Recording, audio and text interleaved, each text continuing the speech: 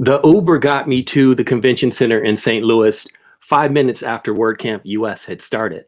Now, it took me a lot of effort and drama to get to St. Louis, and that's a story for another day. But the reason I had went through all this trouble was that I had volunteered to do two things at WordCamp US as a volunteer. And one of those was with today's speaker.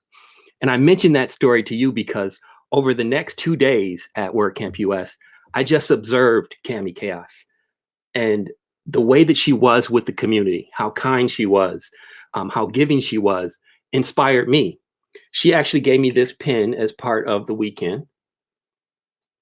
And she mentioned to others when she had introduced me before my presentations or my task as a community deputy. And little did she know that that inspired me. It motivated me to do more with WordPress. And all of the lessons that I learned that weekend, I would take back to me with me to California and share with my community here in Santa Clarita. So I'd love for you to meet her as well as she presents an important topic on how you can be inspired to do more in the WordPress community. Cami lives in the rainy city of Portland, Oregon. She's had a love for WordPress and WordCamps since the last century when she happened to stumble upon the first WordCamp Portland. Since 2013, she has worked with Automatic as a community organizer for the WordPress open source project. In that role, she gets to work with WordCamps, Meetups, and their organizers from around the world every day. She is a fierce advocate for WordPress community and the WordPress community team. She continues to write on a regular basis at camikaos.com, where she explores concepts from the plight of modern parents to mental health to marveling at the seemingly mundane. Cami is our mentor here for WordCamp Santa Clarita this year, and I want to take this time to personally thank her for being such an important person in my career here in the WordPress community. So please welcome Cami as she presents Grow Your WordPress Meetup, a tactical guide to recruiting and coaching new organizers. Cami, take it away. Hello? Anybody out there? Is this thing on? Can y'all hear me? Have I been trapped in this machine for a year? Feels like things are starting to loosen up, and I really want to talk to someone about WordPress. Hello, WordCamp Santa Clarita. I can't thank you enough for spending your time with me today. Before we dive into the topic of growing your WordPress meetup, or any meetup community for that matter, I thought I'd take a moment to introduce myself. I know I always appreciate knowing who's talking at me, so as the slide in front of you says, I'm Cami Kaos. Yes, that is my name, and yes, that is also how you pronounce it. I'm from drizzly Portland, Oregon, where I live with my daughter, my partner, a cat, and an embarrassing number of houseplants. I'm a community organizer for the WordPress open source project sponsored by Automatic, and helping awesome folks like the organizing team for this event and meetups and WordCamps all over the world is what I do every day. And I'm fortunate enough to be doing work that I'm really passionate about. So when I was asked to give a talk about growing WordPress meetups, I jumped at the chance. But here's the thing. There's something else I'm super passionate about: plants. As I said, I have an embarrassing number of houseplants and I love them. It might be the zen and patience of all the caring for them, the atmosphere they create, my love of nurturing things. But I also find an amazing amount of similarity between nurturing nature and nurturing and growing a community. The very first similarity, and really the only one we're going to discuss, is that, yeah, plants will grow on their own, as will communities, but they're healthier and happier if you nurture them. And if you neglect them or deprive them of the things that they need to grow, they'll dry up and wither away. So let's learn how to nurture and grow your meetups while I show you far too many photos of plants and other random things that I found on the internet. Shall we? Now, you might look at this slide and say, wait, Cami, I'm here to learn about growing my meetup group and hopefully recruiting new leaders because I'm tired of doing it all on my own. And you're right, that is the ultimate goal of this talk.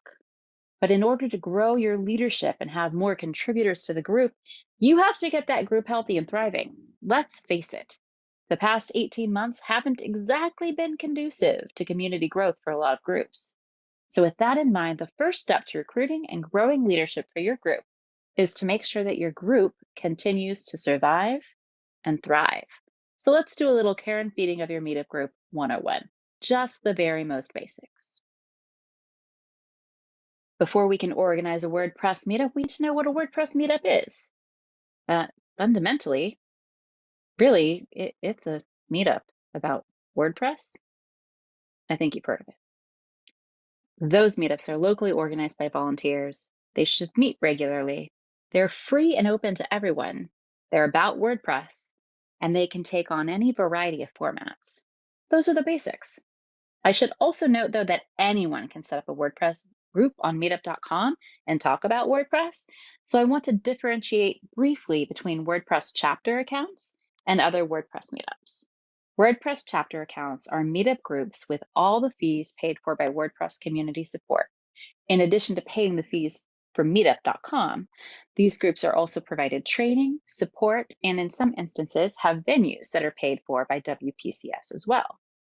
Aside from that, there's really one more super important thing that you need to know. Actually, there are 5 of them. The 5 good faith rules of meetup organizing. They're kind of the pillar that holds up the entire structure of the meetup group for the WordPress community. I'm not typically one to read slides to you, but these are important, so here we go. Good faith rule number 1. WordPress meetups are for the benefit of the WordPress community as a whole, not specific businesses or individuals. All actions taken as an event organizer are with the best interest of the community in mind. Number 2, membership in the local meetup group is open to all who wish to join, regardless of ability, skill, financial status, or any other criteria. Number 3, meetups are volunteer run with volunteer speakers. In case you needed that translated a little bit more clearly, it means no one in these groups are being paid to do the work that they're doing. Rule number 4, meetup groups allow events to be organized by any reliable, trusted member of the community. And rule number 5, meetups are welcoming places where everyone works to foster an accepting environment, which is free of discrimination, incitement to violence, promotion of hate, and general jerk-like behavior. Okay, I said there were 5 good faith rules, and that was true, but then there's also this last thing that we tack on in the end. It's a very important expectation for any program or for any event or group that's part of the WordPress community. We ask that everyone that organizes within WordPress uphold the principles of the WordPress open source project, which means releasing any derivatives as GPL and also respecting the trademark.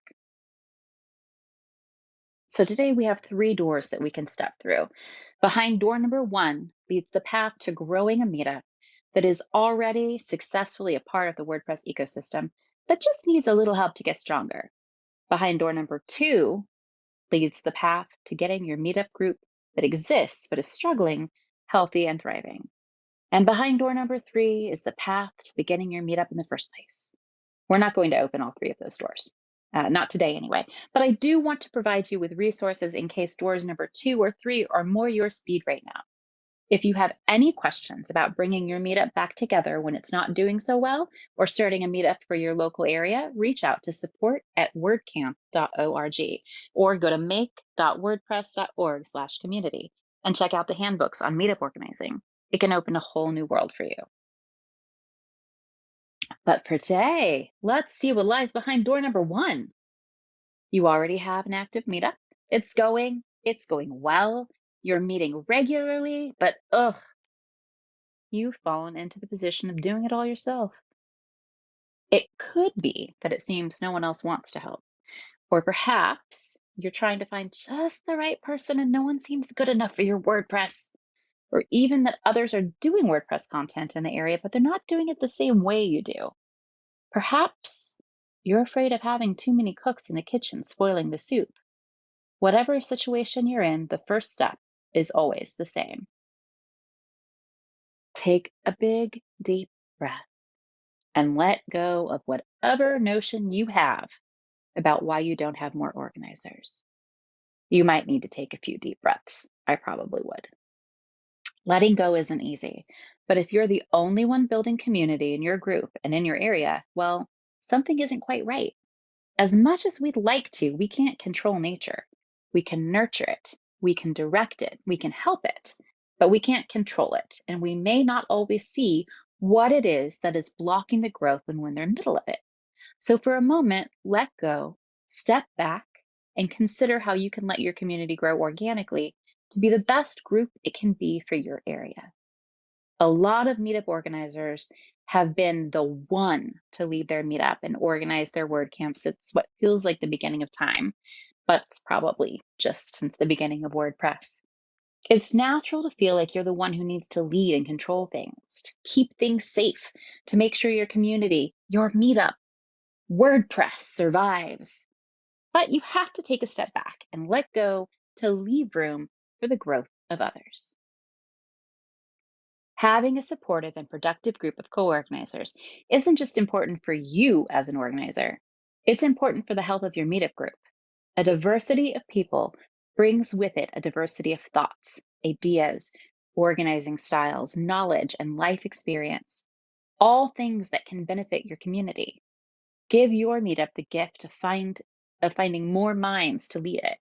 When we talk about organizers for a WordPress meetup, we like to make clear that any trusted member of the community can organize a meetup event. That doesn't necessarily make them one of the leaders, though. It's important for you to share both the joys and the hard work of organizing your meetups. It's not just the logistics that take so much work. There's a ton of emotional labor here, too. So help yourself, help your group. Let's get you some co-organizers. I'm going to give you 3 deceptively simple steps to recruiting new organizers for your group. I say deceptively simple because they're simple to say, but opening yourself up isn't easy. Remaining open and waiting, that can be even harder.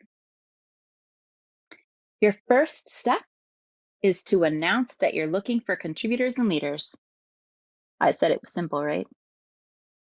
Announce it at the meetup, announce it on your site, tweet it to your community, shout it from the rafters. Let people know that this meetup group isn't just your meetup group. It's the community's meetup group, and it will be better and stronger for their action and input. Make it a simple call to action. You can have them email you, fill out a form, or just talk to you in person when the meetup is over, if you're meeting in person.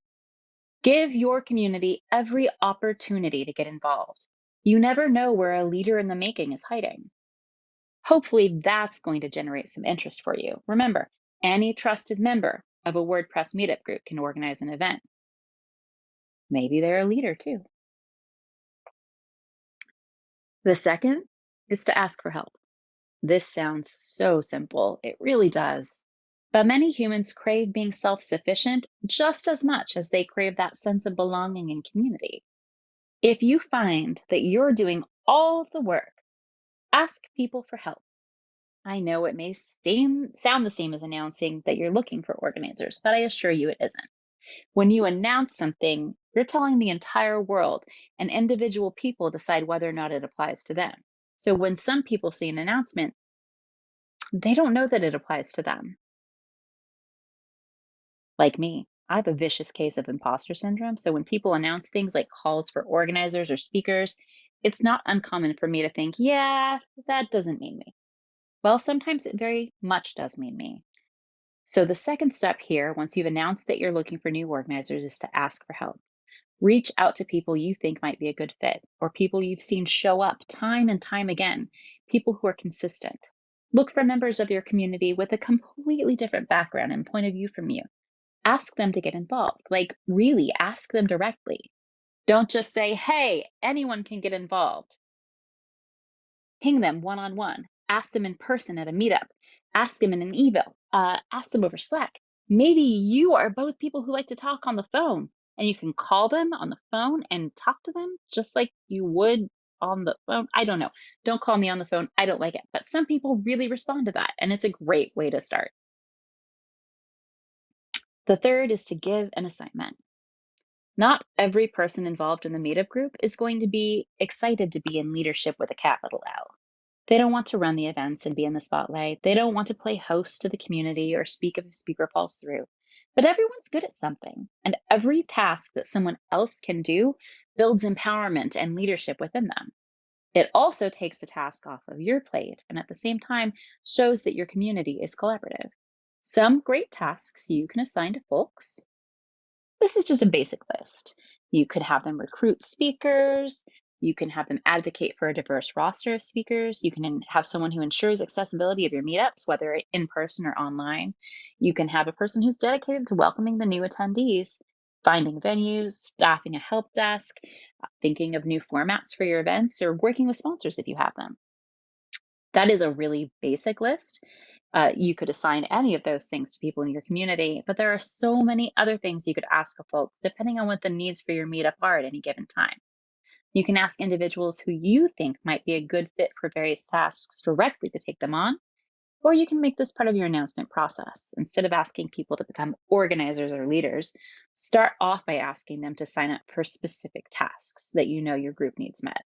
Empower them to take on their task and see where it goes. Okay, you did it. Fini. Woo! You recruited some new members for your organizing team. I'm so proud of you. I bet it feels great, right? Whether you're growing your team because you want to take a step back or you just understand the enriching benefits of a larger, more diverse organizing team, you've completed your goal of getting those organizers. And it would be so nice if we could say the end and move right on to Q&A and wrap it up in a nice little package right here. But no, you are not done, and neither am I. You've done the beginning of the work. You've brought in some amazing new teammates. Maybe they have gusto, maybe they have great potential, but they still don't know what you know because you're you and you know things that you don't even know you know. So now we need to find a way to onboard those new leaders and lead them to being the best community leaders that they can be. This is the real work. This is the part that will take the time, the energy, and some emotional labor. But don't worry, I've got your back. Now is when you take the time to get to know your new recruits so you can learn the best ways to nurture them and help them grow in the program. But also, you might find that you're able to find ways that you can learn from them as well. Depending on how structured a person you are, you can do this by having an onboarding call or meeting with each person individually. Ask them the same basic questions, share the same information with them, but let the conversations flow organically to cover topics that they're most interested in and what work they see themselves doing. Or if you're a more formal type or you like to keep things orderly, you could create a survey or a questionnaire to have your new leadership fill out. Next up, hands-off time for you. Let me explain. One of the things I dislike the most is repeating work that someone else has already done and done well. Depending on when you started in the WordPress community, you may have grown up with the community team as the project crew. You might not know that we have an entire handbook dedicated to helping our meetup organizers. We also have one for WordCamp organizers and for deputies and for a bunch of other things. But these handbooks are designed to help these leaders be the best that they can be. Send your new team members to, oh my goodness, it's a long one, make.wordpress.org/community/handbook/meetup-organizer and ask them to read it. Yes, ask them to read the whole dang thing. If you're onboarding several new organizers at once, you might also reach out to support@wordcamp.org and let the deputies know you have new organizers and ask if you can schedule a new organizer orientation for them. Once that training is complete, either just the self-guided work with the handbook or additionally the training session with the deputy, you need to keep that line of communication with your new recruits open. From there, you should be meeting with them regularly, either one-on-one every couple of weeks or as a group, whichever dynamic feels right for your team. Communication is the key here. You can't lead together if you can't talk together. So transparency is important. And from here, we start to employ some things that might look a little bit familiar from earlier in my talk. We've got the new teammates, we've got the new leadership. Now we announce what it is that needs to be done. We ask for help on specific tasks if needed, and we assign things to those who will shine when given the tasks, as long as they're willing to take on the work. And now what? This image may seem familiar if you pay attention. I used it in my slides back when I was talking about which door we would open for today's talk, which path we should follow. But it's back again because that's what happens. We do all of the work to build up the leadership of our communities, and then we find ourselves back at the beginning. We find ourselves facing the very same dots that we were facing before, because there is no end solution here. There is no destination. The community is doing the work. If you want your community, the meetup, to continue to thrive and grow, you do more of the same and find other people to do it with you. You don't stop. I bet you didn't think I'd make it back to the plants. But here we are, nearing the end of our time together. And look, it's another beautiful, thriving plant. It's alive, it's well, it's healthy, but that's because she's caring for it. She waters it, she gives it food and sun. She protects it from pests and the elements so it can grow stronger and bigger and thrive.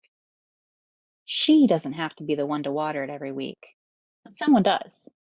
You don't nurture your meetup once and expect the leadership to continue growing. It's an ongoing process that you work at.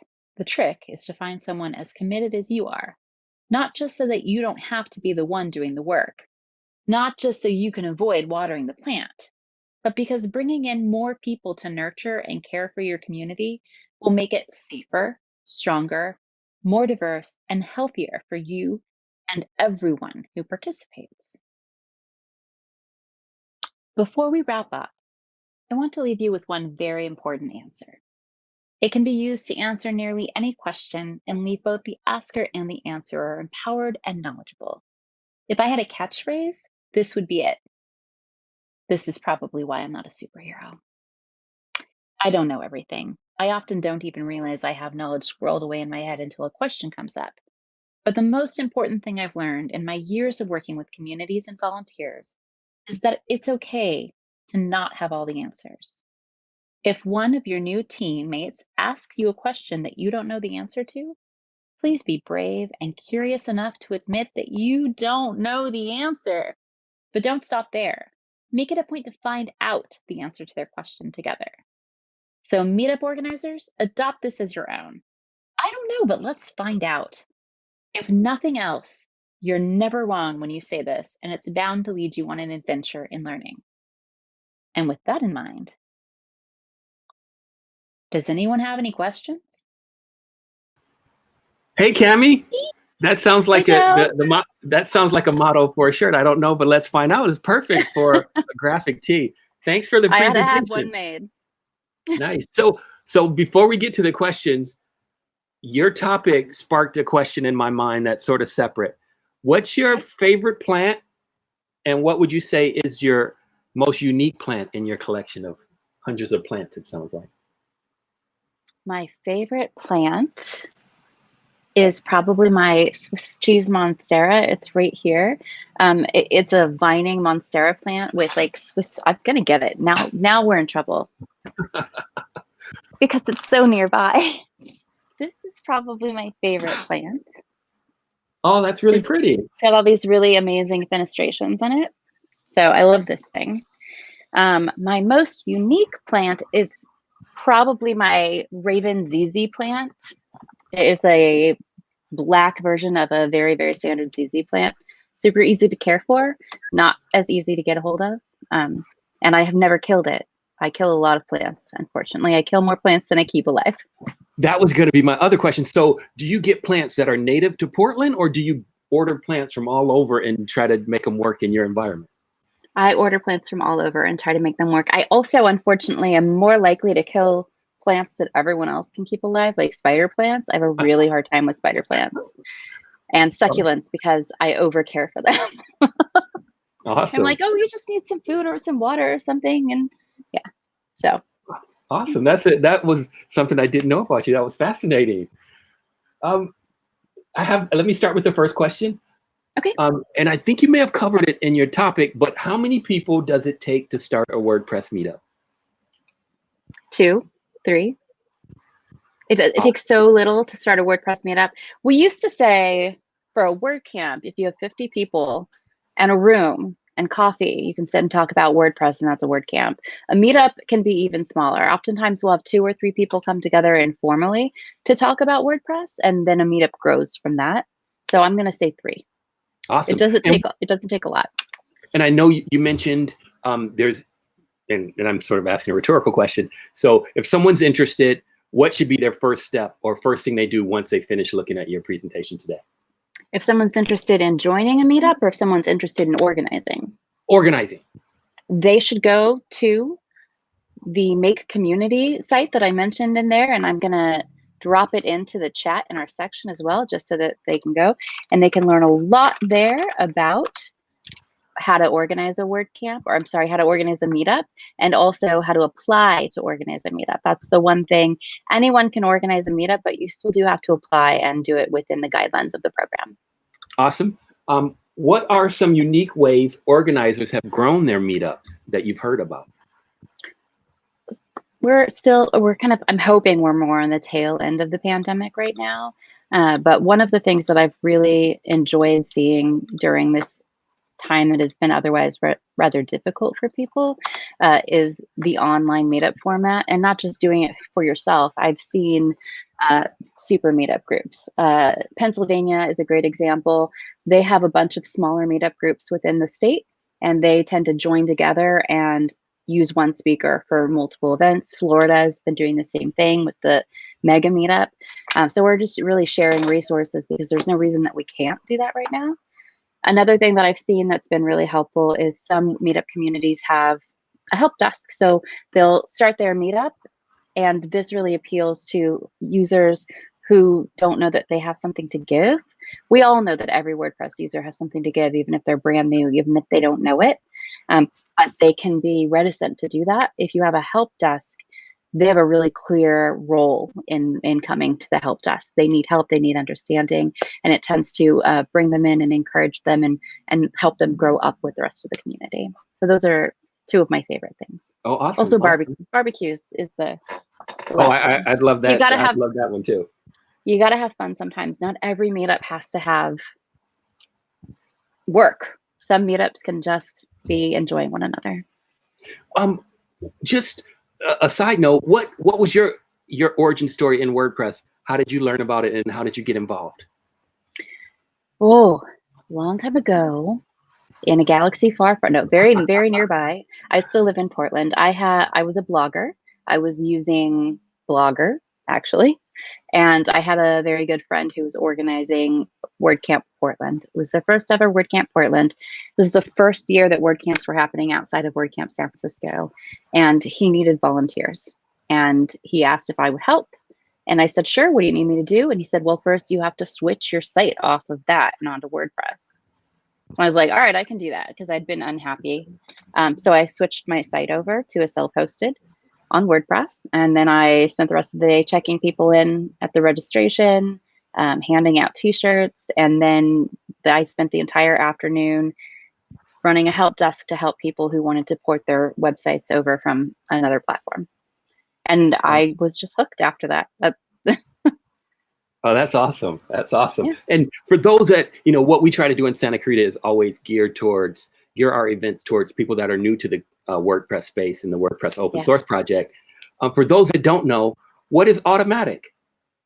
Okay, Automatic is the parent company of Jetpack, WooCommerce, WordPress.com, and a bunch of other products. And it was founded by the co-founder of WordPress. So Matt Mullenweg and Mike Little founded the WordPress project together, and Matt went on to create Automatic. And I have the honor of being an automatician who doesn't really do anything for Automatic. I work for Automatic, but they sponsor me so that I can work full-time on the WordPress open source project, because the leadership's belief is that we should be giving at least 5% of our company or revenue or energy back to the WordPress community to help it be self-sustaining. Awesome. Okay, here's a question. How do you approach a control freak? That's a big extreme label, but some people have a hard time letting go. I saw that question. I knew it was coming, and I was like, oh, delicate words. So the first thing I want, and this really gets into how I try to see everything. When I see someone who is desperately clutching control of their meetup group or their WordCamp or any part of their life, what I see is a person who doesn't feel like they are in control of what they're doing and needs help getting there. So whereas a lot of people are like, oh no, they just want to control everything, I try to stop and say, no one does something because they want to harm another person or a group. So I start to ask myself, and then I ask them, what is it that you are trying to achieve with this behavior? I am in a position where I can come in and be a person who has talked with so many WordPress organizers around the world for the last 8 years. And so I have the privilege of them stopping to listen to me sometimes. It takes an honest and open conversation where you really listen to the intent behind their actions, not necessarily their actions. And you explain that WordPress is supposed to be open to all, and we need to find ways for them to continue to grow and contribute while we allow others to grow and continue to contribute as well. So it very much is a conversation. Awesome. That's if I'm having the conversation. I just want to say, for all of you in meetup groups or at WordCamps where you feel like you have an organizer that takes a little bit too much control of something, you're not going to get them in trouble, but you can ask for support from the WordPress community team, from the deputies, and just say, hey, I'd really like a way to get involved, and I'm not seeing one, and we can help you find a path forward there. So Awesome. It's not trouble. It's just we have to open up lines of communication so that we make sure that everyone can contribute. Of course. One of the great, the unfortunate offshoots, but actually it's fortunate, during the pandemic, a lot of meetups had a lot more attendance in terms of global attendees, and it sort of connected us in a different way. How do you see meetups changing as we transition back into in-person or out of virtual into some sort of hybrid? Or is there a timeline from Automatic standpoint or the community standpoint? I want to make a little bit of a clarification. Automatic won't decide when WordPress does meetups again. Individual groups will decide when they're ready to do it again. Okay. The community team is striving to have those conversations right now. There are some places in the world where people are starting to go ahead with in-person meetups again. And there are some places in the world where people are asking if they can please have WordCamps again. And we would like nothing more than to have everyone meet in person again and be able to be together and connected. I would love nothing more than to have actually been down in Santa Clarita speaking at this event. But we're going to take the time that we need to make sure that we're approaching that in a healthful way that doesn't do more long-term damage.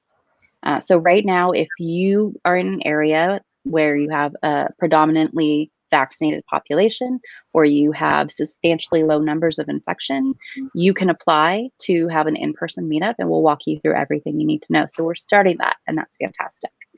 And what I think it's going to look like for the time being, we don't want to be exclusionary to anyone. And if we can welcome people in person, we want to.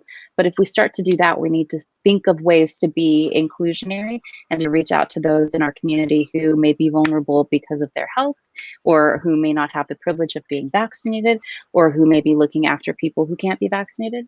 And we have to find a way to include them online. So I think as difficult as it is to run a hybrid event, it's something that we really have to recognize as what's going to be happening for a little while.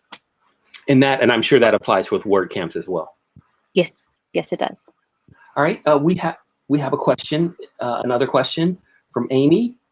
Out of the possible formats for meetups, out of the possible formats for meetups, I'm assuming, some are help desk style, et cetera, et cetera.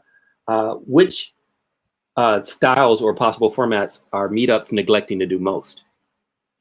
I think it's social. I think everyone works so hard to make sure that they have a speaker at every single event, that they're providing a help desk, that they're working hard to get like technical knowledge to people. But I think the two things that are most often neglected are just gatherings, like a hallway track style gathering where there's no agenda. You're just there to be together as a community who loves WordPress and come together and actually meet people. Because the best connections that I've made in WordPress haven't been because I was listening to someone talk or because I went to a help desk. They were because I was walking down the hallway and somebody dropped a pencil and I picked it up and handed it to them. And then we had a 20-minute conversation and now they're my best friend forever. It's a little bit of an exaggeration, but that's kind of how the WordPress community does work. So I think that that's really underrated. And then the other thing I think is underrated is content-based event formats. We often focus on our superpower users, on our designers, on our developers, on people building plugins and themes. And we forget that WordPress is about democratizing publishing for the world. And if we're not going to help people with what it is they want to publish, then we're just feeding a machine instead of giving people the ability to use their voice. No, that's a great answer. That's a great answer. I didn't think about that one. Awesome. So what do you want to leave us with today? I think we're out of questions here. Okay. It's always great chatting with you. Share something with the group in terms of a takeaway or something that they should do next when they leave this event in terms of taking your message. Can I take it back to Hari's message? I'm not sure if everyone saw Hari's talk. It was not the one right before mine, but the one after that. Hari is one of my teammates, both at work. He's also a sponsored automatician on the open source project. And he's also a community organizer and community deputy. And he's been putting a lot of hard work into Learn WordPress right now. And especially while we are not able to be together in person, Learn WordPress is creating a really valuable tool for us to use so that we can help other people help themselves with WordPress. And while it's never going to replace meetups or WordCamps, right now I see it as a great tool for connectivity. And it is something that can be used at meetup groups if you don't have a speaker and you're not sure what to do for content. So I would say Learn and any other resources that are provided on WordPress.org are things that people should really dive in and make use of because they're there, they're free, and they're intended to help you grow your community and help you grow yourself.